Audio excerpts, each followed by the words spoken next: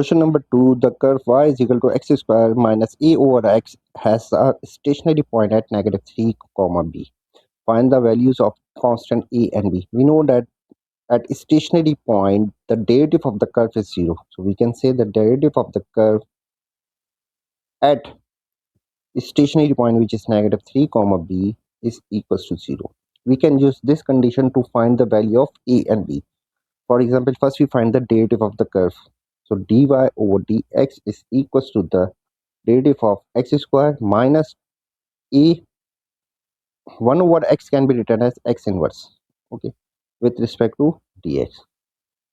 And we know the derivative of x square is 2x and minus a, and derivative of x inverse is negative 1 time x to the power of 1 minus negative 1 minus 1. So we have the dy over dx is equals to the 2x minus a time minus 1 is positive a, and x to the power of negative 2 is written as x square. Now at this point derivative should be 0, so we can say the derivative at negative 3 comma b is equal to 0. This condition says that when we plug x is equal to negative 3, we will have dy over dx equal to 0. So 2 times negative 3, because x coordinate is negative 3, plus a over negative 3 square is equal to 0. So this one is equal to 6 plus a over 9, sorry, negative 6 equal to 0. And this one is equals to the a over 9 equal to 6. So a is equals to 6 times 9, which is 54.